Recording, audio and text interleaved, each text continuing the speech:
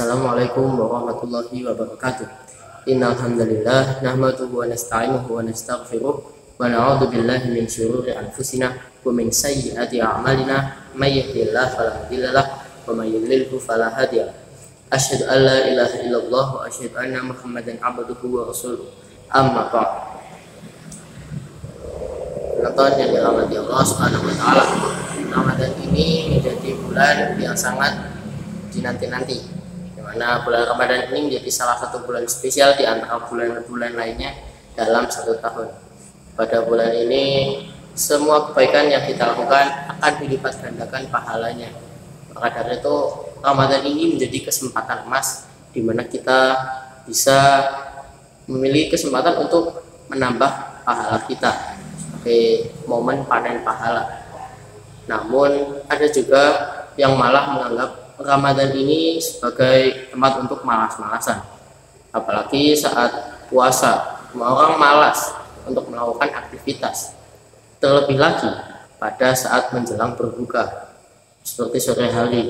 Maka dari itu materi kita kali ini adalah tips ngabuburit Islami dijamin panen pahala. Sore menjelang berbuka puasa memiliki cerita tersendiri di negeri yang memiliki lebih dari 17.000 pulau ini. Sembari menunggu waktu maghrib tiba, sejumlah umat muslim habiskan waktu untuk melakukan aktivitas santai sambil menikmati suasana sore Ramadan yang khas. Tradisi ini kita kenal dengan nama ngabuburit. Hanya saja terkadang kita terlalu larut untuk menikmati waktu sore menjelang maghrib ini. Tidak jarang yang hanya menggunakannya sebatas untuk nongkrong di pinggir jalan, nonton reels di medsos, atau malah bahkan tidur-tiduran sambil mengamati jarum jam yang terus berputar menuju waktu berbuka. Padahal waktu ngabuburit bisa kita gunakan untuk berbagai hal-hal yang positif dan bisa bernilai ibadah. Tentu saja sebagai kesempatan emas yang datang hanya 1 bulan sekali dalam setahun, bisa digunakan untuk hal yang baik, juga sebagai momen panen pahala. Tentu kita ingin ngabuburit ini jadi sangat berarti, kan puasa.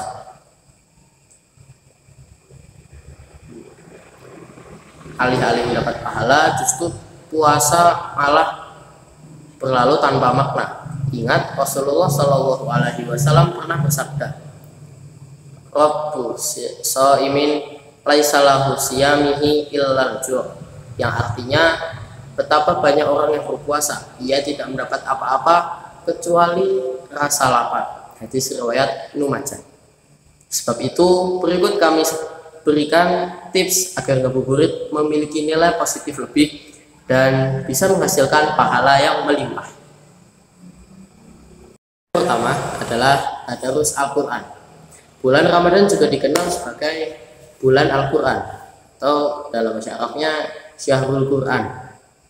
Selain kitab suci umat muslim turun pada bulan ini, Rasulullah juga menjadikan momen Ramadan untuk memberikan perhatian lebih kepada Al-Quran. Ibnu Rajab Al-Hambali dalam Bughyatul Insan fi Wadha'ifi Ramadan juga menjelaskan anjuran perbanyak tadarus Al-Quran selama bulan puasa. Sebagaimana dalam salah satu hadis menunjukkan bahwa Rasulullah Shallallahu Alaihi Wasallam lebih intens membaca Al-Quran pada bulan Ramadan. Bahkan para ulama terdahulu pun demikian. Mereka bisa mengkhatamkan 1 hingga 2 kali dalam sehari selama Ramadan. Yang kedua, berbagi takjil. Istilah takjil sendiri barangkali sudah tidak asing di telinga umat muslim, apalagi saat bulan puasa. Takjil sendiri merupakan makanan atau minuman yang biasanya untuk mengawali buka puasa. Biasanya berupa sirup, es buah, atau buah-buahan dan lain sebagainya. Kita bisa menjadikan waktu ngabuburit untuk bersedekah takjil kepada saudara sesama muslim.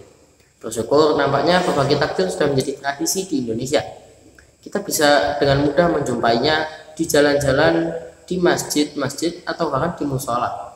Tentang keutamaan berbagi sedekah saat bulan Ramadan, Rasulullah Shallallahu Alaihi Wasallam bersabda, Man fatara shaiman kana lahu mislu ajrihi ghairu annahu la yanqusu min ajri shaimin syai'an. Yang artinya, barang siapa memberi makan orang yang berpuasa, maka ia akan memperoleh pahala seperti orang yang berpuasa tersebut, tanpa mengurangi pahala orang yang berpuasa itu sedikit pun juga. Hadis riwayat At-Tirmidzi. Kalkulasi pahala ini jika dihitung berdasarkan rumus satu kebaikan, maka akan dibalas 10. Apabila memberi makan 36 orang yang berpuasa, maka kita akan dapat balasan 360 pahala. Jumlah ini setara dengan jumlah hari dalam 1 tahun. Ketika beriktikaf di masjid, kita bisa menghabiskan waktu ngabuburit dengan beriktikaf dalam masjid. Iktikaf dilakukan dengan cara berdiam diri dalam masjid sambil memperbanyak ibadah seperti sholat sunnah, berzikir, dan membaca Al-Quran. Rasulullah Shallallahu Alaihi Wasallam sudah biasa beriktikaf dalam masjid. Dalam satu hadis disebutkan yang artinya Rasulullah Shallallahu Alaihi Wasallam beriktikaf pada 10 malam terakhir dari bulan Ramadan sampai beliau wafat.